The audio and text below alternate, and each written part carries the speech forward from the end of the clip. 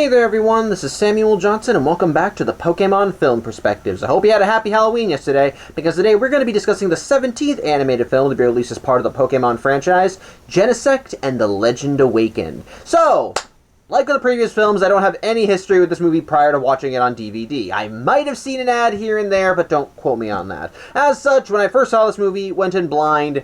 Thought it was pretty good when I saw it, but it's been a while since then, so there were some plot details that went over my head. Does it still hold up? Well, let's do our long-ass plot summary and find out. So, the film, of course, has our typical Pokemon prologue, and in this case, the prologue focuses on two specific Pokemon. The first is one that you might actually recognize. It's Mewtwo.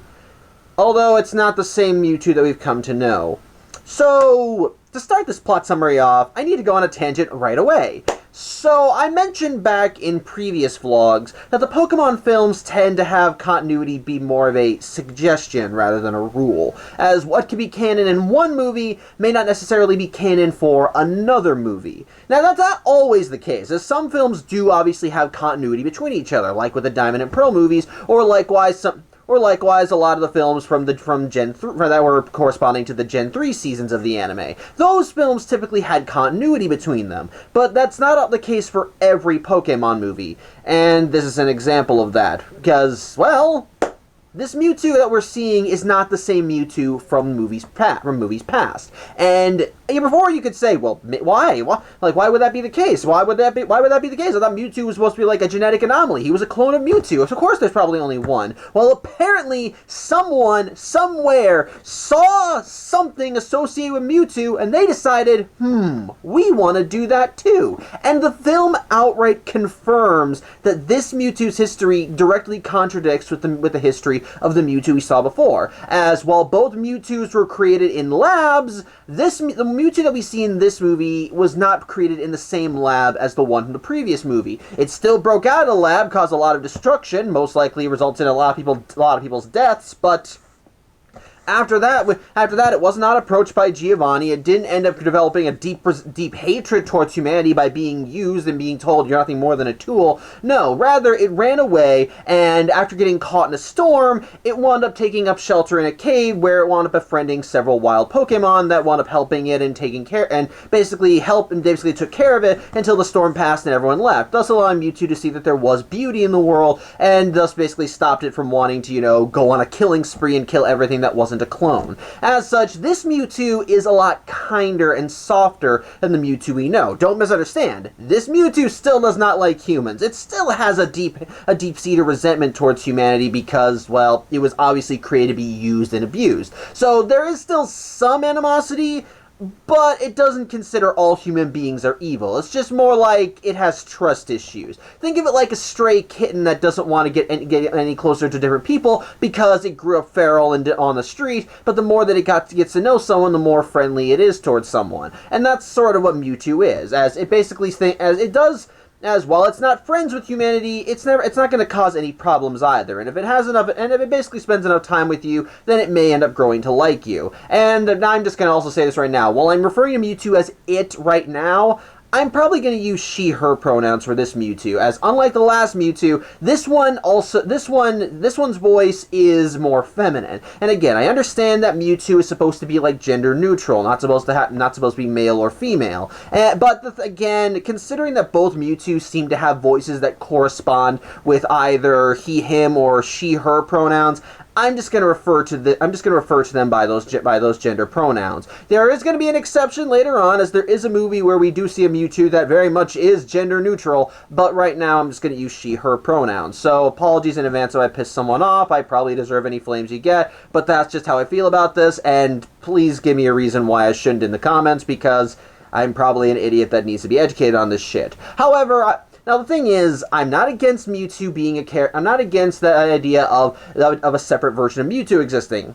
Actually, I kind of am, but I'm a little okay with it because I like the character that we see for Mewtwo in this movie, but the reason I'm against it is because I find it a little stupid that basically, while one set of scientists were over here being funded by Giovanni to make the world's most powerful Pokemon, apparently another group of scientists decided to do the exact same thing and somehow wound up with almost the exact same results. And I'm saying almost because while the Mewtwo we see in this movie looks and has the power scale of the Mewtwo we saw in previous films, this Mewtwo has one thing that Mewtwo doesn't.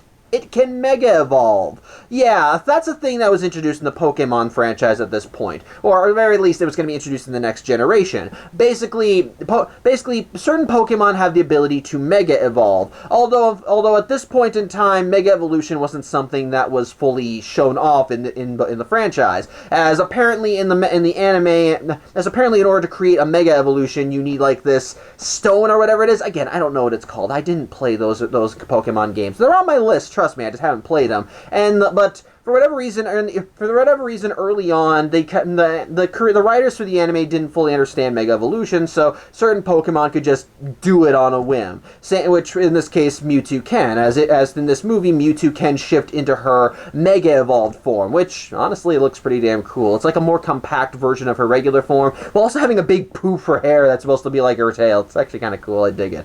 So, although you can probably excuse that as like a genetic abnormality because, again, clone. But what can you do?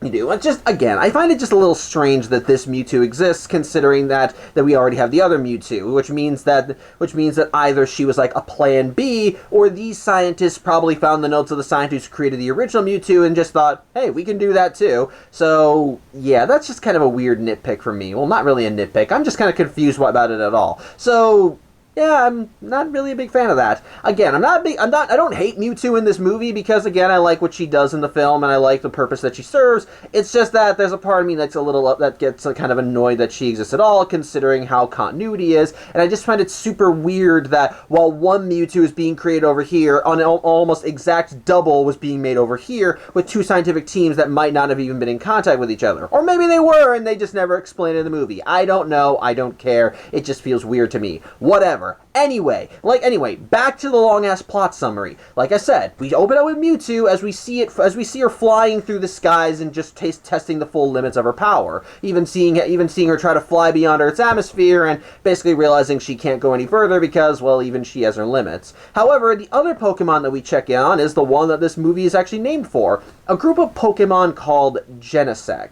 Basically, these are ancient Pokemon from, I guess you can say, the prehistoric age. I'm probably wrong on that. I'm not good with the history thing that well with it when it comes to like the age of dinosaurs or what have you. Point is, these Pokemon are for 300 million years in the past, and the reason why they exist today now is because, well, in the Pokemon universe, when someone can find Pokemon fossils, they can essentially reanimate the Pokemon, as they can basically find the fossils and just revive them. Because there are machines that are developed to help to basically revive Pokemon that have died, and as such, basically the enemy team for this generation of Pokemon, the team called Team Plasma, wound up finding the fossilized remains of a group of Genesect and basically brought them back to life, retrofitted them with weapons, and were planning to use the Genesect for their own nefarious gains. But the Genesect didn't want to work for Team Plasma because they don't like anybody, and so they wound up breaking out of their facility and basically just ran away. As the Genesect themselves, in fact, I'm just going to see if I can show you if there's no glare here. Sorry, there is a glare. This is what Genesect looked like, as they're kind of like bug Pokemon, but can also shift into like a hovercraft mode, so to speak, where their bodies are compacted and connect to these jets on their backs.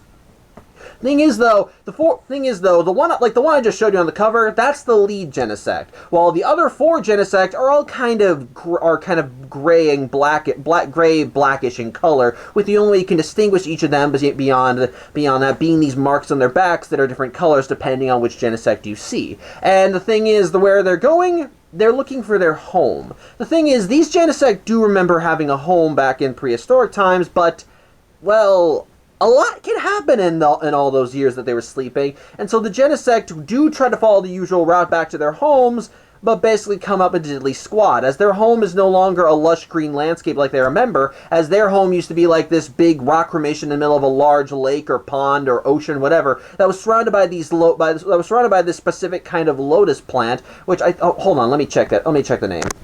They were called the Pana lotus plants, and basically, like I said, basically it was once the area they lived was once lush and thriving, but now it's just turned into a cold snow-covered mountain. So it's not exactly the place they remember. And so while the Genesect do end up finding this place, all of them are really confused by how things have changed. With one particular Genesect, one with blue marks on its back, basically lamenting that it wants to just go home. And this is basically the child of the group, as it has a childish voice, and yes, all of these Pokemon can talk. Mewtwo, of course, can talk, that's, like I said, female voice, and likewise the Genesect can talk, and of course, like with most of the Pokemon movies, all of them talk through telepathy, so again, it's different, again, whatever.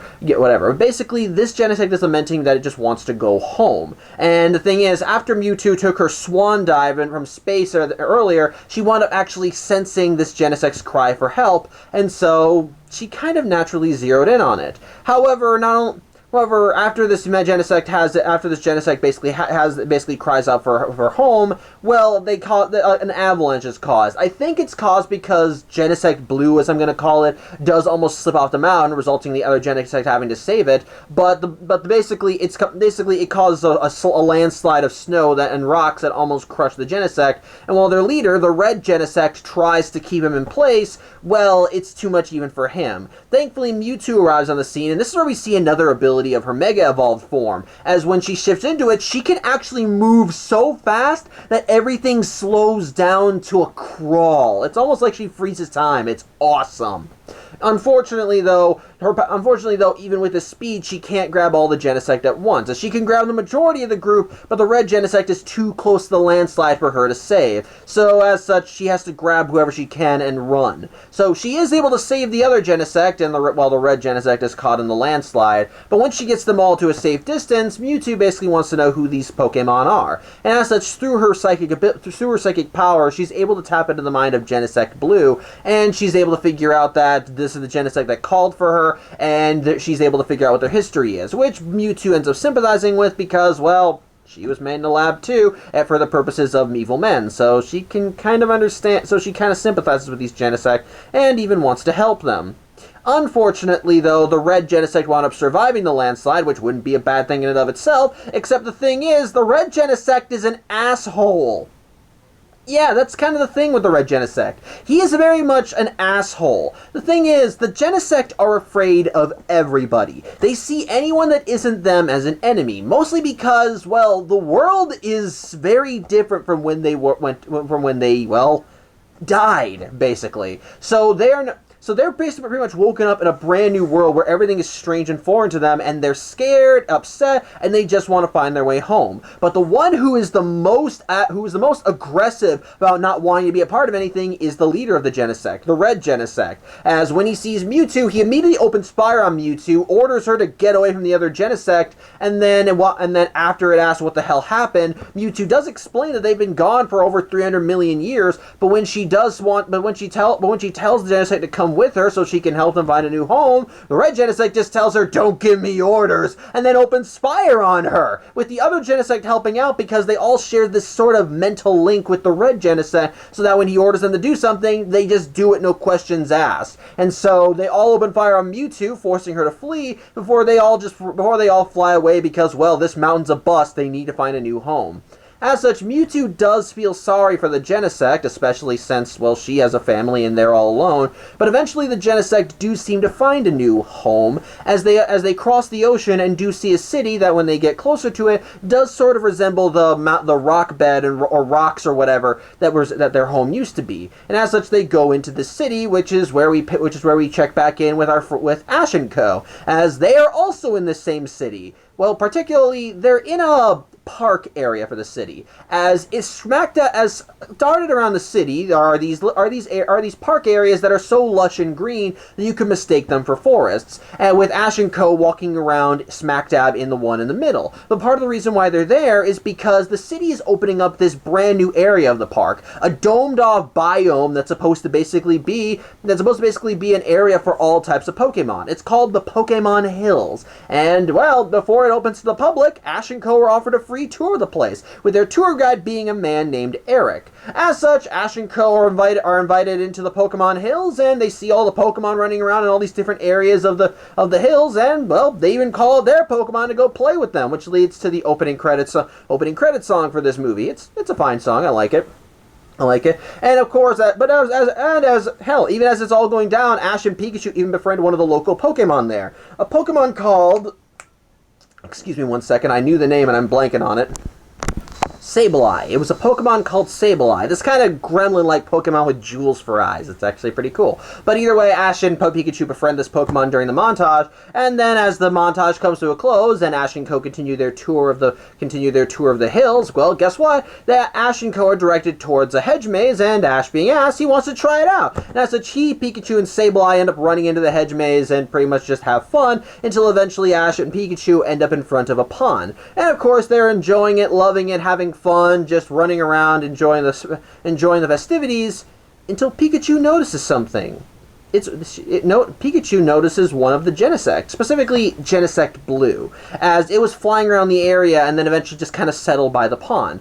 As such, Genesect Blue notices that Pikachu's looking at it and thus reverts into its compact form, and basically just tries to blend in and not draw attention. But Pikachu saw it, and so Pikachu draws Ash's attention to Genesect Blue. As such, Ash goes to see it, and at first he doesn't think it's a Pokemon because again it's not moving. But as Ash tries to get a reaction out of this thing, he ends up climbing on top of it for whatever reason. And well, Genesect Blue actually starts reacting as it begins hovering and flying around the area with Ash riding on its back. And it actually is a pretty nice moment, as it's clear that Genesect Blue is just kind of having fun with Ash. At first it kind of looks like it's trying to throw Ash off, but as it goes along, it's clear the pair of them are having fun together. It's nice, I dig it, it's good. As such, the fun eventually comes to an end as Genesect brings Ash back to the shore of the pond, and it reveals to Ash it can talk, and it talks about how it wants to find its way home. When Ash hears this, he actually sympathizes with it because he wonders if it's lost. Which at first it doesn't know what the terminology is, but Ash does kind of explain it in his own unique way, let's call it. And as he realizes that this Genesect just wants to find its way home, well, Ash promises that it'll bring it there. I have to also mention that as Ash makes his promise, who should show up but Iris and Silent, who managed to catch up with Ash, and Ash introduces them to Genesect Blue. And it's around them that he makes the promise, with even Iris pointing out, "Wait, do you even know where his home is?" And Ash just says, "Not a clue," but he wants to help anyway. However, as the group is talking, two of the other Genesect arrive. One is another generic Genesect with a grayish armor skin, and the other is the leader of the group, the red Genesect. And of course, Genesect Blue recognizes them, but when Ash sees them, he's like, "Oh, hey, your family's here. That's good to hear." And he ends up patting Genesect Blue on its head. Well, Genesect Red don't like that shit, and so it immediately opens fire on Ash and Co., much to their confusion, which results in a sort of impromptu battle as Ash orders Pikachu to fight back, but at this point the red Genesect just wants them to get lost. And as such, it orders the blue Genesect Genesect Blue to come up to it, and it orders it to attack to basically destroy Ash and Co. because they're the enemies. Of course, Genesect Blue doesn't want to do that, but then that's when the red Genesect ends up using its connection to basically force its will onto Genesect Blue, which in turn forces it to open fire on Ash and Co. It's not pleasant. However, the only reason that Ash and Co. don't end up becoming fried right there on the beach of the pond is that who should show up but Mewtwo, who apparently was tailing the Genesect. And as such, Mewtwo was able to intercept the blast, and while the blast did end up causing a crater that Ash and Co. fell through, they were thankfully saved because of Mewtwo's intervention. And as such, the Genesect are satisfied with this and all leave because, well, they have their own plans for this place. Well, in the meantime, Ash and Co. are recovering under the hills, and they end up meeting up with Mewtwo, who once again showcases that she doesn't really like humans, as when she asks if the group is okay, she wasn't talking to Ash and Co. She was talking to their Pokemon, specifically Pikachu and Axew. Regardless though, Ash and Co. do ask Mewtwo about Genesect, and Mewtwo just spills the beans on them being ancient Pokemon that were created in a lab.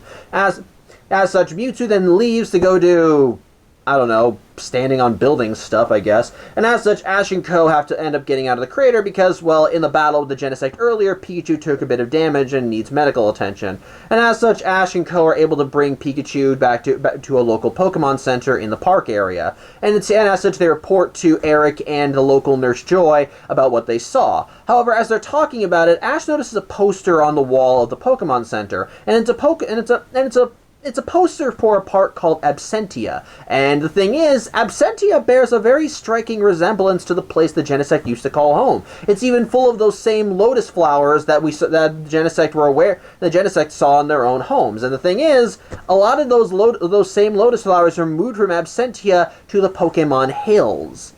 And it's actually because of that why the Genesect are staying here. Because yeah, while the city from a distance may look like their home, it doesn't really feel like home if it doesn't have the right trappings.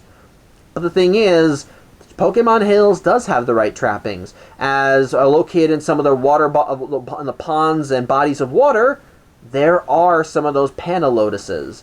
And it's and as such, well, the Genesect have decided that Pokemon Hills is going to be their home. And unfortunately, though, that means they need to vacate the current residence. Because, like I said, the Genesect don't want to be friends with anybody. They see anything that's not part of their little clique as the enemy. And so we actually cut back to Pokemon Hills as we see the Genesect basically ransacking the place and trying to force all the local Pokemon out of here. And while some try to fight back, including a Feraligatr that tries to fight its best but is clearly outnumbered, basically all Pokemon are basically thrown out with only a few sticking by here and there. As such, once the hills have been cleared out, the Genesect begin basically filling the place up with their markings as they shoot silk all across the area that man ends up hardening until they coalesce it all into a giant cocoon at the center of the hills. Unfortunately, though, it turns out that the silk they used ran a little too deep, as the silk actually wound up going underground beneath the hills to a transformer substation that apparently is connected to the entire city. And once the cocoon's roots, as we're going to call them, end up interacting with the transformer, with the generators and so forth, well, it begins having an effect on power throughout the city, as lights are flickering everywhere, power seems to go out and back on all over the place. It's clearly not having a good effect on everything. Now, so in the meantime, though, that we actually see that the Sableye is seeing all this going on and basically realizes, okay, I need to go get help. As it runs out of the hills and manages to make its way to the Pokemon Center, where it runs into Ash and Co. and basically tries to get them to follow it to the hills because again the Genesect are causing problems. As such, Ash and Co. end up following Sableye, with Eric coming along, and once they arrive at the entrance to the hills, that's when they find all the Pokemon just stranded outside, with Silent even seeing a Ralts that was attacked by the Genesect, clearly not in good condition, and so he takes the Ralts with him as he runs back to the Pokemon Center so he can get medical attention, leaving Ash, Iris, and Iris, and Eric to go and see what's going on inside, which is not an easy feat because the Genesect are patrolling the main entrances to the park, and they're not letting anything back in. Thankfully, though, Eric does know of a secret hatch that the group can take because it's where maintenance workers go to get into the hills. But as they're going underground, they end up arriving at the Transformer substation, and Eric sees the cocoon roots basically interacting with the substation and causing power surges. As such, Eric begins realizing that this is not good, and so once he and the group manage to make their way back into the hills proper, he ends up checking the power roots, basically the power relay for the substation, and it's not good, as apparently the cocoon's roots are causing such substantial backups and power failures in the substation that it's basically overloading. Things are backing up more than they should, and if it's allowed to continue, the substation won't just shut down, it'll go critical and explode. Not just causing the entire city to lose power, but it'll just be a massive disaster. A lot of people will be hurt, a lot of destruction will be caused. It's basically, they need to stop this. As such, As such, Eric runs back to the Transformer substation because, well, he wants to try and keep everything under control and stop everything from going boom, but thankfully that's when Genesect Blue arrives as it finds Ash and Co. And Ash actually is able to realize that Genesect Blue is not doing them any harm, as he was able to put two and two together and realize the only reason this Genesect attacked them was because the red one ordered it to. And, well, when it gives an order, this one can't disobey. As such, Ash is sympathetic towards this Genesect and does end up trying to go, and they basically get to talking as this Genesect does reveal to the group that the reason why they want to stay here in the hills is because of the lotus plants. As again, they remind them of home. And excuse me 1 second. Sorry about that. I need to remember what happened next. But basically, yeah, basically, as the group is being told about why the Genesect are staying here, well, it turns out Feraligatr is still around as it begins attacking the Genesect's cocoon, and, well, the Genesect take notice and immediately go on the attack. As such, this is the point when Eric runs off to try and get the Transformer substation under control, because again, backs up too much, it'll go boom. But at this point, the red Genesect tries ordering the other Genesect to go on the offensive, which in turn does affect Genesect Blue, but thankfully Ash is able to bring it to its senses by calling out to it. However, before the carnage and destruction can go too far, who should show up but Mewtwo, who was alerted about what was going on in the hills thanks to some of the bird Pokemon, and thus is here to try and confront the red Genesect and convince it to knock this off. Of course, the red Genesect doesn't want to listen, and in turn this does lead to a grand chase as Mewtwo and this Genesect end up having a fight that takes them out of the hills and right into the city. And while Mewtwo continues trying to get this Genesect to listen, it's basically a stubborn dickwad, as it basically takes any attempt of Mewtwo trying to talk to it as Mewtwo trying to give it orders, and basically just goes on the offensive. With Mewtwo realizing, okay, if I can't talk you out of this, then I guess I'm gonna have to fight you. As Mewtwo shifts into her Mega Evolved form, which leads to, honestly, a really kick-ass scene as it turns out that the red Genesect can actually match Mega Mewtwo in terms of raw speed. As when Mega Mewtwo tries going into her super fast mode, the red Genesect's able to keep up. It's honestly such a really damn good chase scene. It's actually pretty awesome to look at, I'm not gonna lie. So I think that's cool. I dig it. I love it. It's really good. In the meantime, though, Ash and Co still have to deal with the other Genesect, but thankfully that's when Silent arrives with both his Pokemon and the Hill Pokemon that, well, want to have their home get taken back, and so they begin fighting with the Genesect. Unfortunately, though, Ash doesn't really want to keep fighting, as, well, thanks to what Genesect Blue told Ash realizes that these Genesect just want to find a place to call home. So that's why they're reacting the way they are. And so Ash basically wants everyone to stop fighting because, well, the Genesect just want a home, and he doesn't think that them fighting will get anywhere. If they could just talk, maybe they could sort this out. Of course, I'm looking at this under the impression of, these guys threw these Pokemon out of their home, and not in a very kind way. So I think their anger is a mite justified, Mr. Ketchum. Just a mite.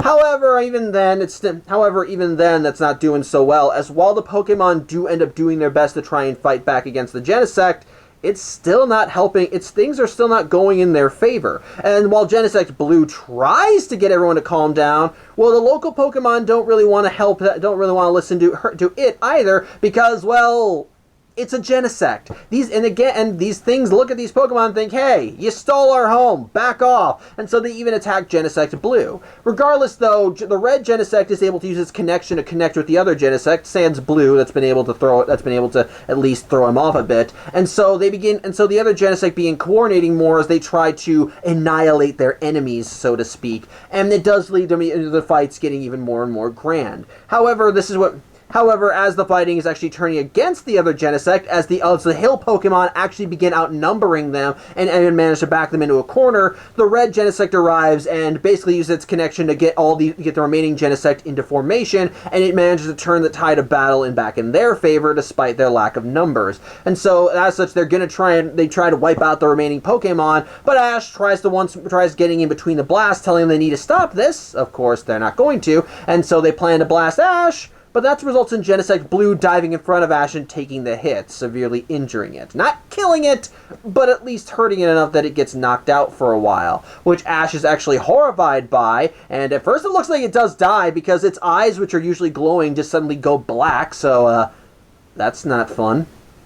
But even Genesect Blue's sacrifice does convince the hill Pokemon that this thing is on their side. Well, it doesn't really turn the hearts of the other Genesect, as they are still in formation and they're still getting ready to destroy these other Pokemon because they still see them as the enemy.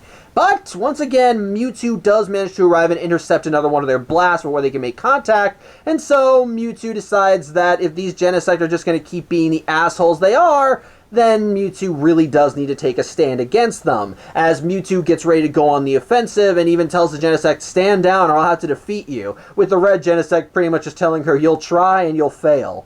And it once again leads to a really good fight scene. It's really damn good, as while the Genesect do have numbers on their side and better coordination, this is Mewtwo. And the thing is, out of all of the Genesect, the only one that can match Mewtwo's speed in her Mega Evolved form is the red Genesect. The other Genesect only can move at normal speed. And while their power is definitely strong and when combined can be a bit of a match for Mewtwo, Mewtwo's just better.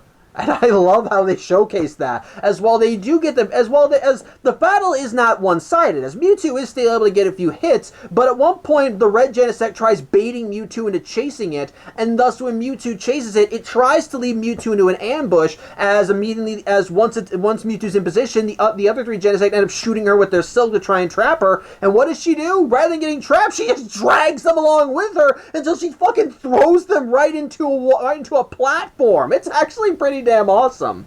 However, doing this also has a bit more unintended consequences, as the damage to the area actually causes a fire that ends up on the Genesect's cocoon, which spreads down below to the Transformer substation. And as a result of the fire, energy continues backing up, and the damage caused by it does end up causing a citywide blackout. But in the meantime, back at the hills, well, the fire is actually spreading up to the cocoon, and it's not stopping. And as such, the Genesect Blue, who managed to regain consciousness, tries putting the fire out, but that's easier said than done, as Genesect's not a water-type Pokemon. Thankfully, though, Ash calls out his Oshawott and tries helping put out the fire, and meanwhile, the other Pokemon of the hill do their best to try and put out the fire as well. As the water Pokemon contribute their efforts, the ground Pokemon try shooting dirt to try and douse the fire, and even the Psychic Pokemon use some of the water from the lake,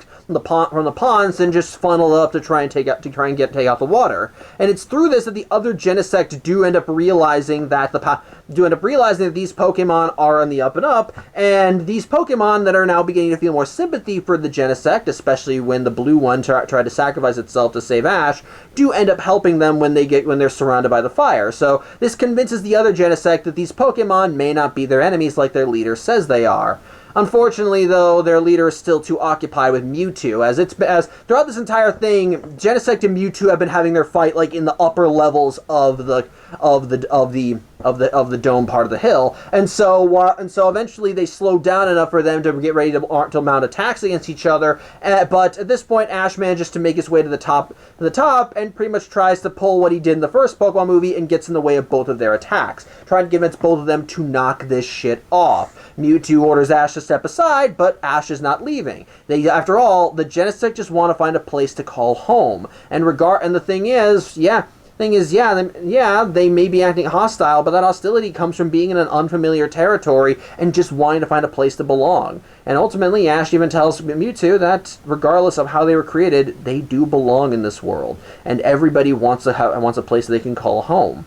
And, well, Ash did promise to help the Genesect find a place, so he doesn't want to go back on his word. And this does convince Mewtwo to step back a little, but the red Genesect is still an asshole, as when Ash tries talking to it and tries reasoning with it, once more it sees Ash saying that it needs to stand down as him trying to give it orders, and tries to once more annihilate him. But that's when the other Genesect arrive and basically stand in his way, with the blue Genesect being the one at the forefront, while the other Genesect come to finally support Genesect Blue and pretty much tell their leader, hey, we're done, stop this fighting. Which surprises the red Genesect, which only gets worse when all the Pokemon of the hills manage to make their way up and basically provide backup to Mewtwo, Ash, and the remaining Genesect. This does not convince the red Genesect. If anything, it just makes him believe, oh, so you guys are my enemies now too. Okay, I'll annihilate all of you. As such, Mewtwo finally decides, you know what? You are a stubborn asshole, and if you're not going to listen, I'm going to make you listen. As Mewtwo uses her psychic powers to pretty much lift the red Genesect off the ground, and immediately just fly up to him, grab on his back, and then just fly right into space. Not even kidding. They fly right into space, and Mewtwo basically has to fight every one of her instincts to back away, as both she and Genesect end up getting covered from frost from leaving Earth's atmosphere and going into the cold of space. But this actually does do its job, as once Mewtwo has the red Genesect in space, well, it gives the red Genesect some perspective, as it looks across the planet, and Mewtwo basically tells the red Genesect that this world is home to many types of people and Pokemon. They all live in harmony, and ultimately all of them are a family. All of them are friends. And that Mewtwo and this Genesect can be friends too. And when Genesect actually does see the full scope of everything, and that ultimately they all share the same planet, it does finally allow it to be a little bit more open-minded. And so as such, it basically it looks to Mewtwo and does accept Mewtwo's offer of friendship as they both kind of shake hands, so to call it. I don't really know what to call them. For Genesect, it looks like this pointy arm, while Mewtwo, of course, are those ball things that it has on its hands. I don't know what those are, but point is, both Pokemon do agree to be friends, and so Mewtwo and the Genesect do end up falling down to Earth. Unfortunately, though, re-entry is actually harder than the initial liftoff, because the heat of everything actually causes Mewtwo to pass out. And while the red Genesect tries to save her, well, unfortunately, it can't stop the landing, as they're both heating up, and it looks like that when they hit the ground, it's going to be a hard landing.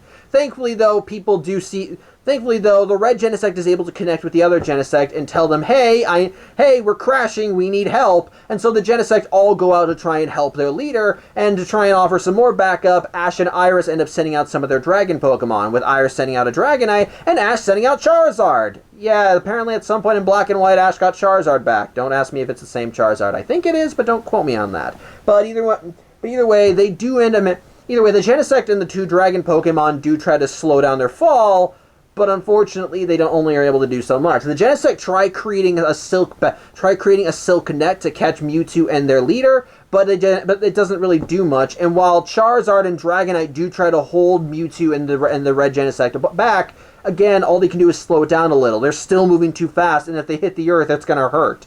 Thankfully, though, Ash does have some quick thinking, and so with the help of some of the Hill Psychic Pokemon, they're able to take a good chunk of water from the pond, and with the added help of some of the other water Pokemon, they're able to make it big enough so that when Mewtwo and the red Genesect crash down to Earth, they land in this, and it softens their fall enough so that they don't end up going splat. But it succeeds, as Mewtwo and the red Genesect wake up in the water, and once they're okay, they dispel the water, which results in both of them falling into the lake. Ash and Iris and Pikachu try to help Mewtwo out of the lake, and once Mewtwo regains consciousness, Mewtwo basically just floats up and says, I got this. Genesect, meanwhile, is helped out onto the land, and, well, the red Genesect is like, wow, all my friends helped me, and it's nice, I guess. This feels a little weird, but what can you do? So, yeah, everything is all good. Unfortunately, though, there's still the matter of the hills. While Eric was able to get the power back on in the Transformer substation, as I'm assuming the fire that started in the hills did manage to burn off the portions of the cocoon. Hold on one second. Sorry about that back problem. But yeah, like I said, while I'm assuming that the fire that was caused in the substation did manage to burn off the remaining parts of the cocoon, well, unfortunately, there's still the matter of where the Genesect can call home. They can't stay in Pokemon Hills because it's shared by so many, and the parts that they liked about it, namely the lotus plants. Well, unfortunately, in the resulting battles that we saw in this movie, those plants were torn up. They're no longer viable, and basically, they just don't know where they can go that'll feel like home. That's when Ash remembers the poster for the Absentia National Park. And thus he thinks that he does know a place the Genesect can call home.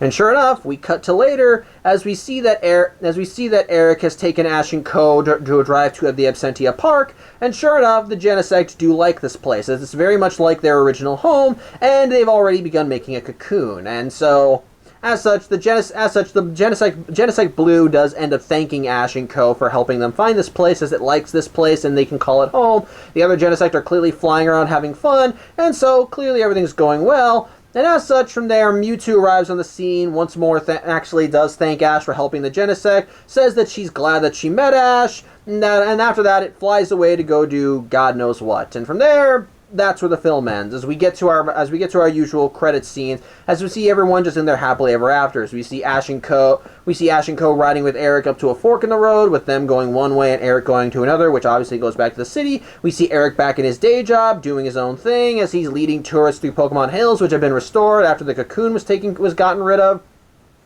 And we even see Mewtwo flying around every once in a while, just once more doing her own thing. So there you go. Oh, yeah, and once again, Team Rocket was in this movie. Yeah, again, I didn't mention them because they really weren't that important to the plot, but they overheard Mewtwo talking about the Genesect to Ash and Co., thought that they could capture the Genesect and then Mewtwo for their own nefarious means, and when the Genesect were making their cocoon, they tried to hit him with like either a missile launcher or something, or an overgrown thing that shot out nets, but the end result of the Genesect blasted at them and they got thrown into a lake, and that's where they were at the end of the movie, so there you go. But anyway, yeah, that was Genesect and the Legend Awakened. My thoughts on the film? I think it's pretty good. Don't get me wrong. There's still a part of me that does seethe a little with the lack of continuity between this film and earlier Pokemon movies, because it, honest to God, drives me nuts with the idea that the Mewtwo we see in this movie is not the same Mewtwo as we saw in the original. Because if they are separate Pokemon, then that means that basically two separate scientific teams were attempting the exact same experiment and came up with almost the exact same results. Maybe with some minor differences, mind you, but ultimately both teams created a Mewtwo, which honestly surprises me. Like, what the hell? Like, how are they able to do that? They don't really give an explanation for that because there really is no ties to it, and it just kind of bugs me. Now I cannot, because like, were they exchanging notes? Did the second team find the notes from the original team and just began building off of it, and then made Mewtwo based off of those notes? I don't know. Maybe they heard rumors about it and decided, hey, we'll try this. Maybe it's just random chance. Maybe the other team was a backup plan by Giovanni. I have no idea. They don't give an explanation for that. It's just, this is a Mewtwo. Apparently it's apparently the regular one. I don't know. I don't care. It doesn't make sense to me. It just feels weird that there's another Mewtwo that is almost exactly like the original, except for the fact that it can Mega Evolve. It just doesn't really make sense to me, and it just kind of bugs me that that's the case. Now, admittedly, I'm not going to claim that continuity was completely thrown out the window, as while this Mewtwo may not be the Mewtwo that we knew in previous films, Ash does recognize it. The thing is, while Ash's memory of the first Pokemon movie was erased at the end of that movie, Ash did have another encounter with Mewtwo. There was a special in the anime where we saw what happened to Mewtwo after he abandoned his plans for world domination, and we saw that he and the clone Pokemon were in hiding. And it was during that special that Ash and Co. once more came into contact with Mewtwo and helped him duke it out with Giovanni, who was actually trying to get revenge on Mewtwo or try to recapture him. I have not seen the special myself. I've only seen a review of it, and even that was so long ago. So again, there are some. So again, apologies of my my recap is not exactly accurate, but I know for a fact that at the end of that special, Ash's memories were not erased again, so he does know who Mewtwo is.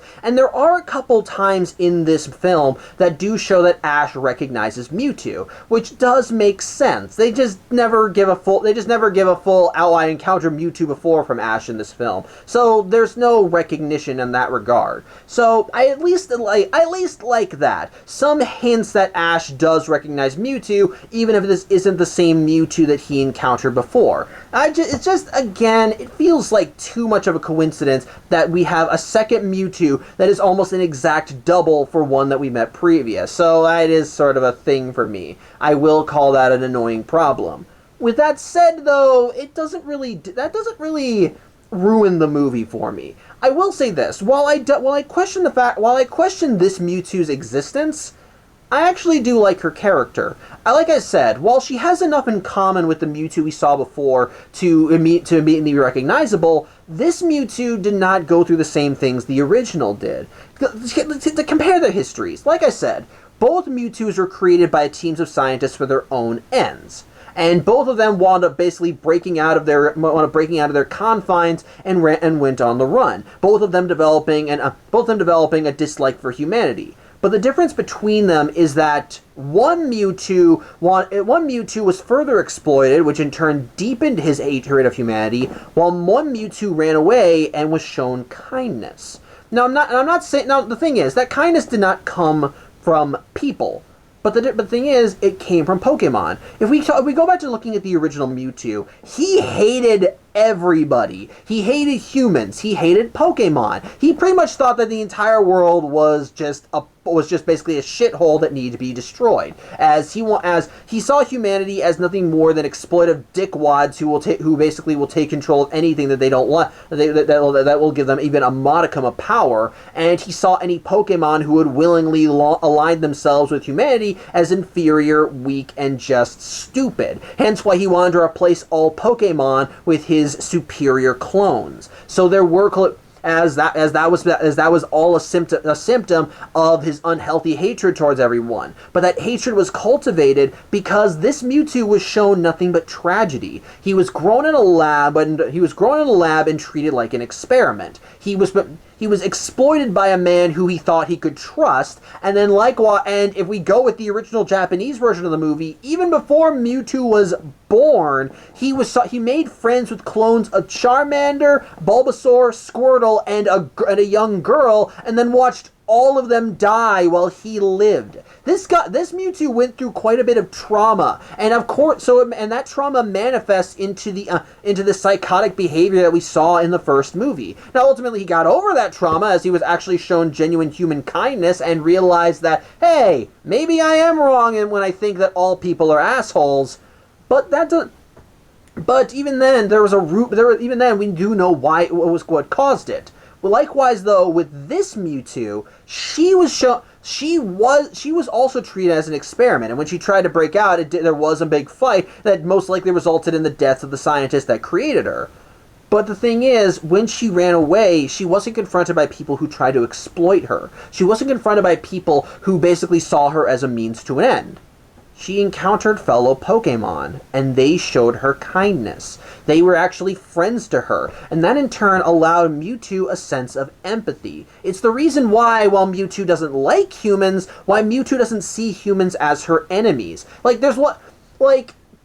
Going back to the scene where Mewtwo and Genesect had their battle in the unnamed city, because it's never named for whatever reason. When the Genesect is just blasting at random buildings for whatever reason, Mewtwo tells it to knock it the hell off because innocent people live in there, which is a nice little indicator to showcase that while Mewtwo may not have a favorable opinion of all humans, she also knows that not all of them are bad and that there are innocent bystanders in the mix. That, yeah, some humans will exploit you and take advantage of you, but not all humans are going to be like that. It's just that she's in a position where she doesn't really want to tell the difference. She's just like, I see humans, I'm just going to stay over here while you guys stay over there. We good? Okay.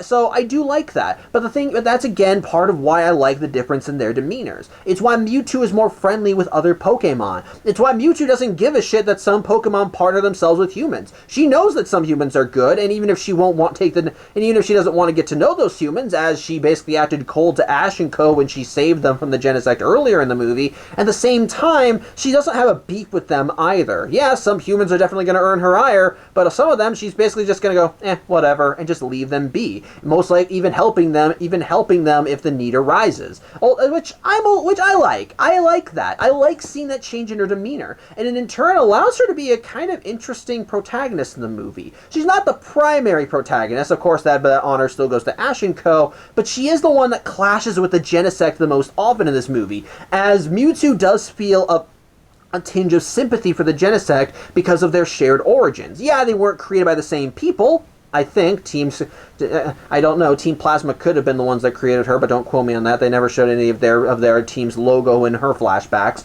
But likewise, she does sympathize with them because they were all artificially created Pokemon, and she does. And in the beginning, all she wants is to try and convince the Genesect that they can find a place to live in this world. The only reason that she gets more hostile is because the Genesect continue being hostile, and that in turn leads to her basically having to adapt her approach to it until she finally got to the point where she was like, you know what? Maybe you guys aren't worth saving. All you want to do is hurt people, so I guess I gotta take you out. And the only reason she doesn't go through with that is because Ash intervenes and convinces her that there are people that deserve to live. And it's because that Ash actually befriended one of the Genesect himself that Ash's point is proven that not all that the Genesect don't need to be just destroyed. It's just that this one Genesect, who happens to be the leader of this little group, is the most stubborn of them, and he refuses to learn a lesson because he thinks well, he's too scared, he's a jackass, and things need to go his way. And I will get to my thoughts on him later. Trust me, I have opinions.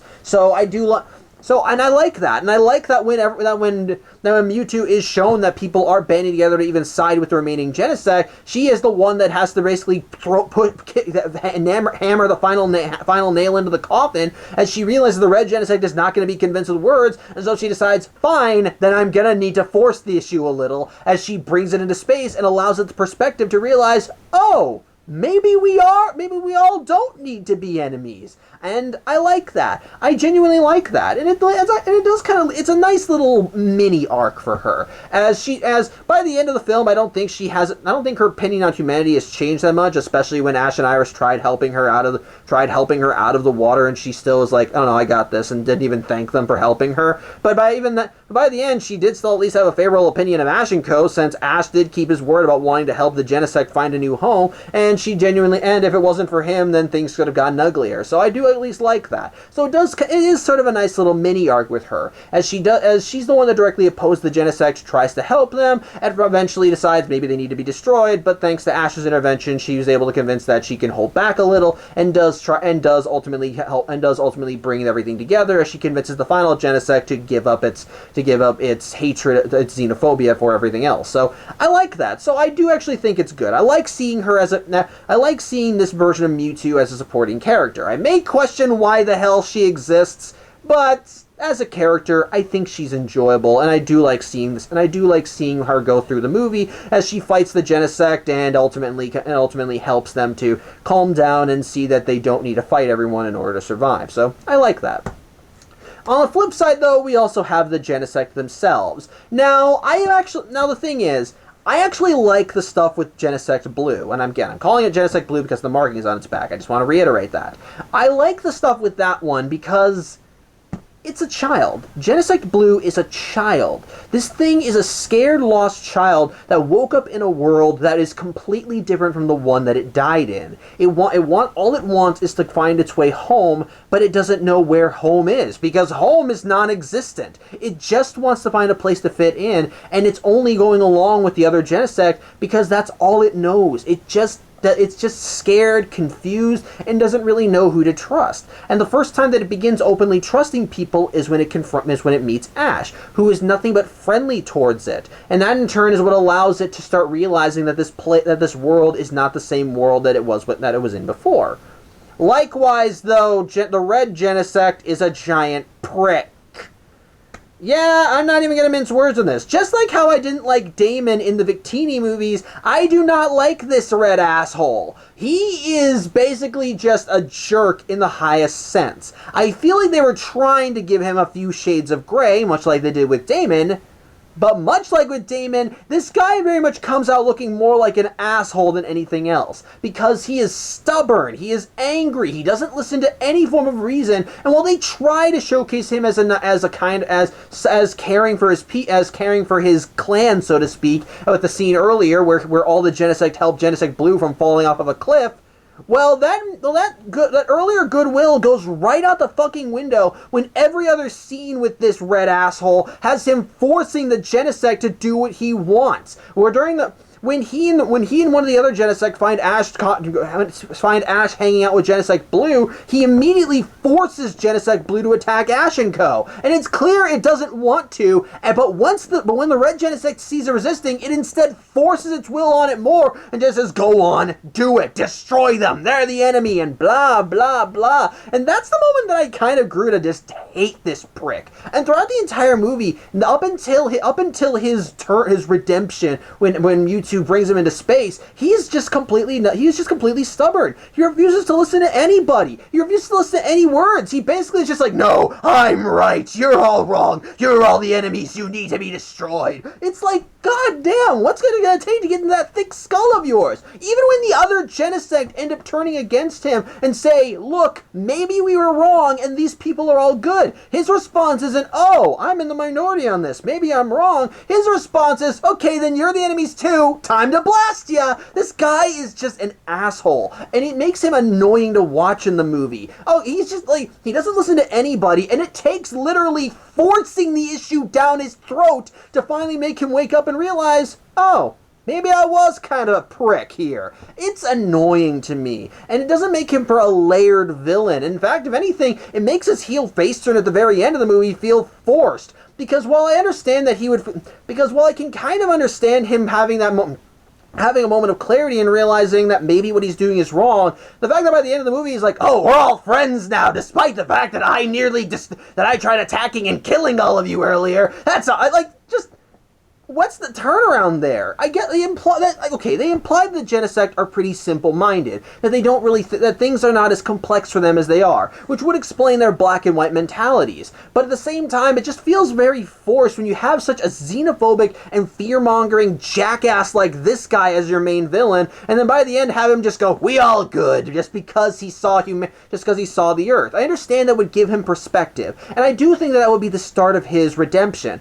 It's just that I feel like the turnaround for him was way too quick, and I find that to be a problem. With that said, though, Genesect Blue, going back to that character, was, I think, the linchpin that kept everything going. It was basically the window that allowed the other Genesect to see that people weren't harmful. I liked seeing this thing's relationship with Ash and Co. and seeing how fiercely it fought to protect this new friendship it built, as it was the first of the Genesect to realize that not everything was an enemy. And I liked seeing that arc be played out. I liked seeing it continue trying to convince the other Genesect that they don't need to fight each other. I liked seeing it win over the Pokemon on the hills and making them realize, that the Genesect, while the Genesect are doing these horrible things, they're just scared and confused. I liked seeing that. I liked seeing the other Genesect start coming around when they realized that what their leader was espousing to them was wrong, as they saw the Pokemon helping each other to try and put everything back together and even help them. And it made them realize, oh, these things aren't bad. These aren't our enemies. If we actually took the time to get to know them, we'd all be friends.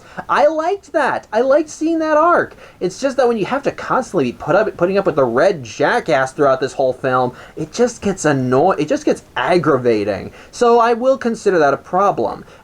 There's still a good emotional core there, especially with Genesect Blue, as I think Genesect Blue actually hammers in the whole lost factor of the Genesect better than anyone, as it's, like I said, a lost child that just wants to find its way home. It's just that when the face of these things is the asshole that refuses to listen to anyone until literally the opposing point of view is shoved in its face, it just kind of gets a bit more annoying, is what I'm saying.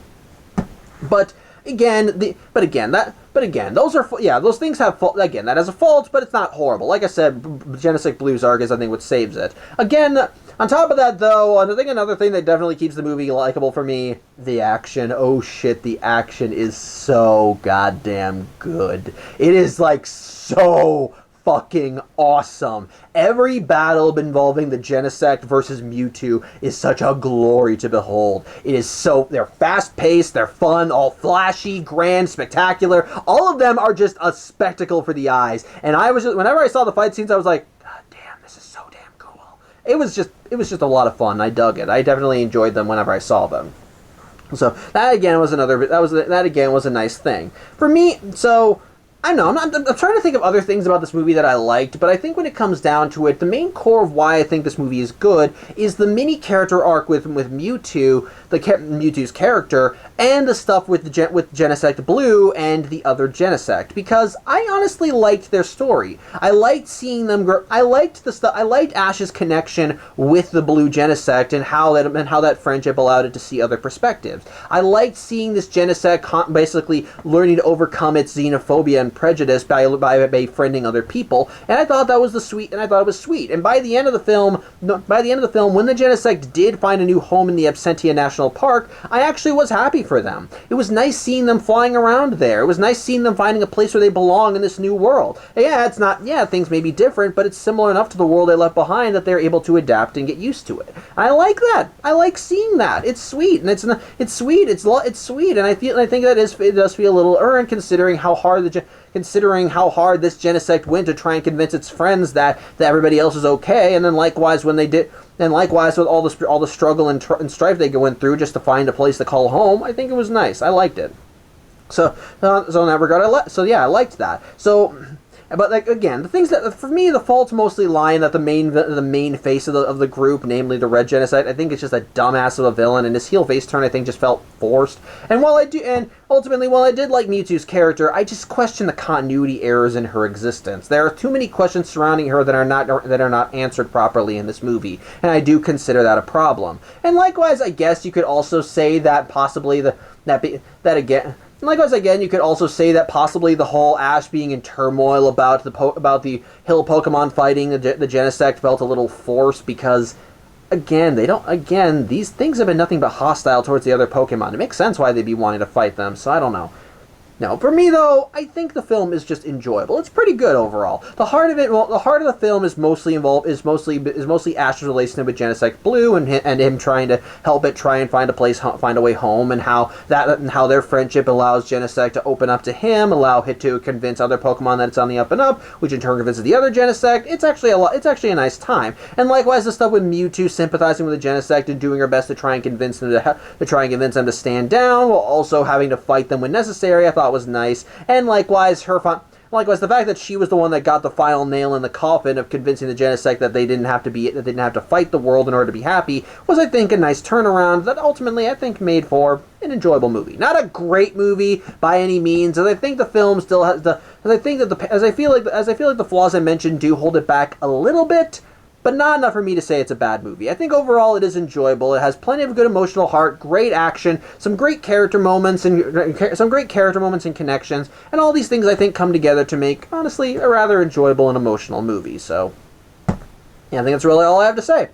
I hope you enjoyed the video. I thank you for watching. I'm Samuel Johnson, and tune in next week with the vlog on Friday this time, as we leave the black and white era of the anime behind and go forth into the XY portion of the films as we take a look at Deontay and the Cocoon of Destruction.